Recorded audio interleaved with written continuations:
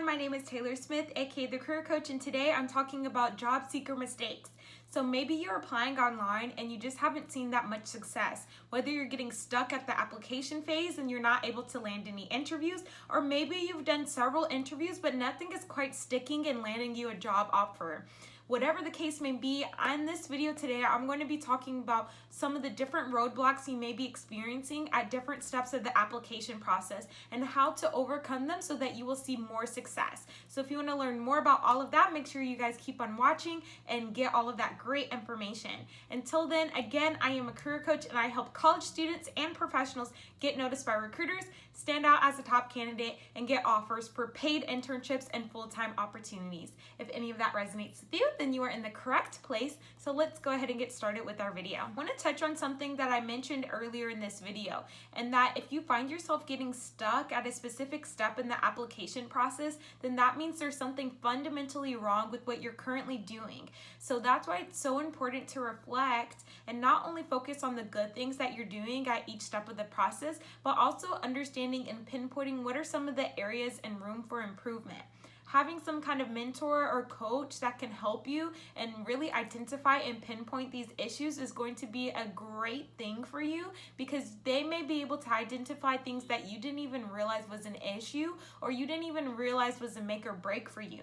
So make sure that you take the time to seek those different mentors, maybe even invest in different types of coaches like myself so that you can get the help that you need in order to find more success in the future. If you want to learn more about the job application process, which may help you understand a little bit more about what we're going to discuss next in this video, you can check out last week's video either before or after watching this one so that you get a better idea of what the job application process looks like in today's time. Alrighty, so let's dive into the different types of roadblocks. So roadblock number one is that you've either applied too much or you haven't applied enough. And I think this one actually surprises people when they hear you have applied too much. So most people, I think, they assume that the more applications I put out there, the better my chances are, and the more likely something will stick and fall. However, the people who are within each specific company, they can see what other positions you've applied to within their company. So let's say, for instance, XYZ company, you've applied for something within finance, sales, engineering, and supply chain. That's a lot of different things going on. And what they may interpret based off of seeing all these different applications you've submitted is that, one, that you may be desperate, or two, that you're just looking for any kind of job and you're not really sure what it is that you want. And you don't want to give that impression off to anyone, even if that's actually your reality. You want to be very clear and intentional on what it is that you want to do and show them that you're not just looking for any kind of job.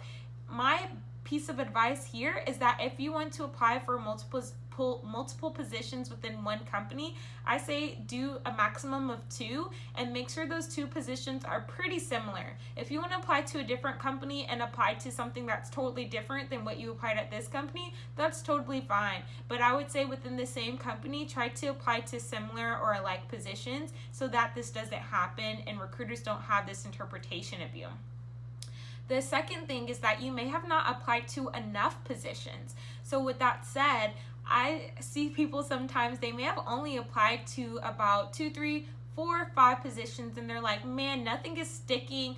I can't get anything. But on average, the average person has to apply to 100 applications before they even get one offer. And what that could mean is that you may have to apply to about 10 positions before you can even land one interview. And you may have to complete about 10 interviews before you even get one offer. So with that said, you want to make sure you're casting your net far enough and you are applying to multiple positions online.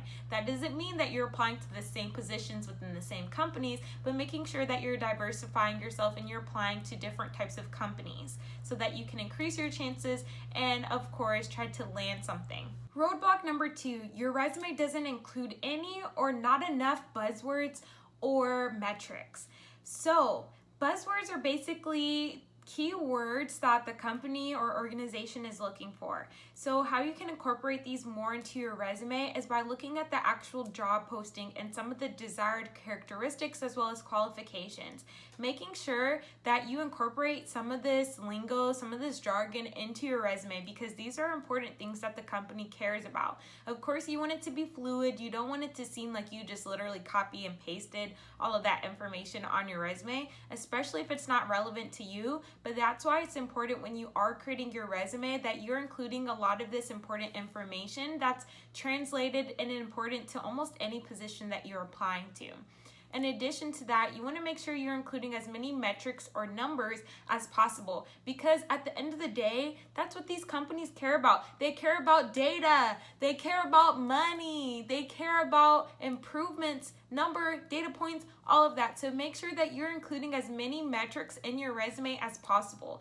Honestly, all of your bullet point descriptions, 80% of them should have at least one metric. If you want to learn more about different metrics and buzzwords and how to incorporate these into your resume, make sure you click this video here so you can learn more about the different SMART descriptions and how to incorporate them into your resume. That said, that may not be the only mistake that you're making on your resume. I don't want to take up too much time talking about all of these different examples in this video here, so you can reference this video I've made in the past where I talk about some of the top resume mistakes that you may be making and how to just eliminate them or remove them so that you're not making that in future and that you can have more success progressing forward. Roadblock number 3, you're relying only on blind applications. So the reality is that you may not have a lot of relevant experience, whether that's because you're applying to your very first job, maybe you're still pretty early in your career, or maybe you're looking to do some kind of career change and you just don't have any relevant experience in this new path you're trying to take. Whatever the reason is, blindly applying online isn't going to be your best friend, because if you have any systems that are auto-reading your resume or people who are specifically and intentionally looking for people with the most relevant experience, then this may create a roadblock for you automatically that it's pretty hard to get by. However, if you guys utilize networking instead of just doing these blind applications online, this can help you go far. So what I mean by networking, this isn't just using the connections that you already have within your circle. This is reaching out to new people as well. So whether that's reaching out to people that you already know, seeing if they have more people in their network or connections that you can utilize and talk to about different job opportunities and introduce yourself, or maybe this may be going on to LinkedIn, seeing who the hiring manager is and reaching out to them to schedule some time so that you can get to know them and introduce yourself before applying, or attending some kind of career fair where you're able to talk to anywhere from like 10 to 60 companies within a matter of a day or a few hours to introduce yourself, talk about some of the things that you bring to the table, whether relevant or not, and really just sell yourself before you apply online. Having this human interaction with someone and being able to connect with someone on a personal level based off of your likability and some of the things that you bring to the table that you can explain in further detail, which may not be what they typically look for or even think about as a potential candidate, is going to help you go a lot further than just blindly applying online. So this is why I highly encourage people to network. If you want to learn more about career fairs, check out this video here. This is a great way for you to network very quickly, like I mentioned before. But I highly encourage you guys start doing some of these things so that you can see more success. Roadblock number 4 is that you don't have a strong elevator pitch, if at all. So whether you are doing some kind of screen call, you're going to a career fair, or you're doing your first part of the interview where they're asking you the question, tell me a little bit about yourself, you want to make sure that you're utilizing some kind of script, which is usually some kind of elevator pitch, right? So you want to make sure that you're explaining who you are, what you're looking for, and some more information about yourself. So this obviously is going to vary per company, but you want to make sure you're following more or less this kind of formula that's very fluid and conversational like, just in case people were to interrupt you or to ask you more questions. So if you want to learn more about elevator pitches, make sure to check out this video here, which is going to give you a formula for success and help you get more comfortable and be able to practice so that you are the greatest and the best for any type of situation you may be thrown into where you need to give this elevator pitch.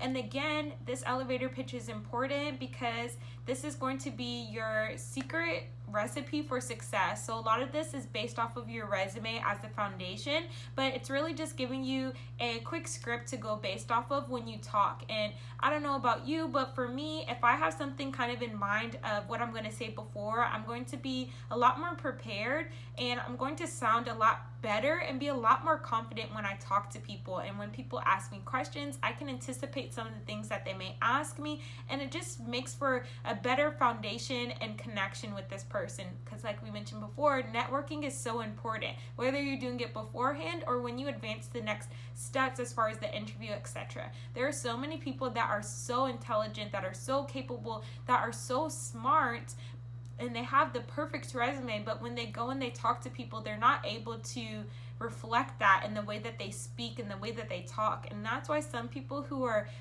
great communicators, they're able to get a lot more job opportunities and offers than the people that actually know how to do all the things, who are very technical, who are very intelligent, and they actually know all the details, who have the 4-point GPAs, etc., because they don't know how to speak to people. So that's why it's critical and very important to have this clean elevator pitch and know how to present yourself and talk to people, and not just talking about any kind of thing at the initial steps, because this is your first impression and you want to make sure it's a good lasting impression as well. Roadblock number 5, you need more practice interviewing. So specifically behavioral interviews. There isn't necessarily a right or wrong answer. However, there are things that the recruiters are looking for when you answer these types of questions. So for example, you want to make sure that you're highlighting yourself in a way that you are a team player, that you are a hard worker, different things like that most companies really look for as far as a candidate. In addition to this, whenever you talk about anything negative, you want to make sure that you always turn it around and put a positive on it. Even if the question is a negative one that says something like, discuss a time that you failed, or tell me about a time your greatest weakness was tested, or something like that. You want to make sure that you always turn them into a positive, and you're also using the STAR method, which is situation, task, action, result. If you want to learn more about behavioral interviews, how to answer these, and also how to utilize the STAR method, make sure you check out this video here where I talk about all of that in a lot more detail. You may also consider practicing and researching common interview questions. So I know that in my paid program, I share with my clients a list of 7 common interview questions so that they can come up with these different responses for practice. And when they get asked questions during an interview, hopefully they already have a story in mind for a pretty similar question, and they can use that to answer the question. So the more practice you get, the more practice and stories you come up with for different types of questions, the more experience you'll have. And when someone does ask you a question, hopefully you have something that you can lean on already, and you don't have to start completely from scratch when answering questions. In addition to this, seeking out mentors or investing in some kind of coach, they'll be able to practice some kind of mock interview with you and give you that feedback immediately afterwards to tell you how you can improve, or how you may be able to tweak answers so that they're more of a positive, or show you in a better light. In addition to this, you can record yourself answering questions so that you can listen to the playback and see, am I rambling too much? Am I talking about things that aren't really important? Am I actually answering the question? Am I having a hard time explaining this? And so on and so forth, so that you can actually see for yourself what are some of the areas that you struggle with and how you can personally improve to do better next time. Roadblock number 6, you struggle with technical interviews, functional interviews, presentations, or case studies. So I'm going to be honest, this is probably one of the hardest roadblocks to overcome because it's pretty tricky. But my best piece of advice here is to think about things in advance. So let's say that you are a subject matter expert in this specific field or position. You want to think about what are some of the course concepts or competencies as far as questions that people might ask you about, so that you're prepared in advance and you can maybe brush up on some of these skills beforehand. Or you could research online to see what are different types of functional, technical, or case study questions someone might ask you related to this specific position, so that you can try to prepare for this as well. In addition to that, you can also reach out to mentors and coaches. They can give you some advice. They can give you some things to work on. You can also look at the job posting. They may talk about some of the things that they're looking for so that you can brush up on these different types of skills and make sure that you're prepared in advance. But whether or not you know these concepts, you know the question, you know how to answer it effortlessly or not, usually what they care about during these interviews are your thought process. So you want to make sure that you're speaking out loud, or you may be asking important questions to gather more information so that you can make the best answer as possible. You may not be able to get the answer 100% correct, and that's okay, because most of the time what these recruiters are looking for is more so your thought process and how you go about answering questions. So the biggest thing to take away here is to really just focus on your thought process. Talk about things out loud. If you need to write things down, that's perfectly okay. They want to just see how you go about solving problems, because in reality, whatever position you get, you're not always going to know the answer, but you're going to have to know how to problem solve in order to find whatever the correct answer is. And lastly, related to presentations, you can again record yourself so that you can see how you presented at the end, or you can reach out to a mentor or coach so that they can watch you and give you that immediate feedback. But here you just want to mostly keep things very simple. You want to keep it very high level so that whoever is watching the presentation, they understand what it is that you're talking about without going extremely too technical. And if there is a portion at the end for Q&A, you can answer some of those questions people ask you, and you can have some backup slides so that you can give more detail or data points about some of the very technical things that you weren't able to touch on during the presentation. So no matter what roadblocks or obstacles you may be facing, I want you guys to make sure that you're reflecting after every single step of your application process to determine not only the things that you struggled with and how you can improve next time, but also what are some of the things that you did really well. Because at the end of the day, experience is the best teacher. No matter how well you do or how bad you do, that's perfectly okay, because you're not always going to have success the very first time around. You can't expect yourself to be the most perfect person the very first time you interview, or maybe even the second or third time after that. It's going to take more practice and experience, right?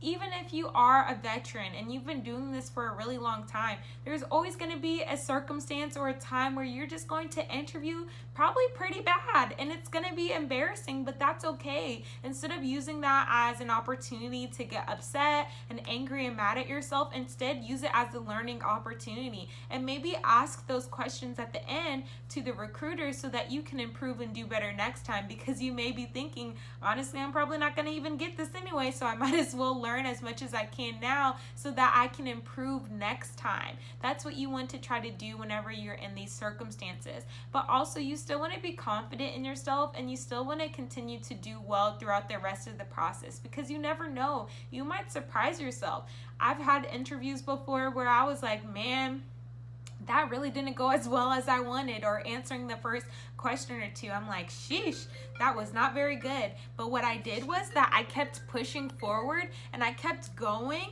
and I actually did better than I thought I would in the end, and they actually called me back in order to progress to next steps, or I even ended up getting an offer in the end. So this is my piece of advice to you, to make sure that you're always reflecting, you're always learning and focusing on what, not only the bad things that you did to improve on, but also the good, so that you can continue to do those things and continue to shine for future. Alrighty, y'all, that's it for this video. I hope you liked it and you learned something new. If you did, make sure to like this video and subscribe to my channel. If you want to learn more about professional development, career readiness, or different career paths, including engineering and supply chain, make sure to check out the other videos on my channel. And if you want to stay connected with me, I'm going to put my social media as well as my website in the description box below. Until then, you guys, I will talk to y'all soon, and happy job hunting. Take care.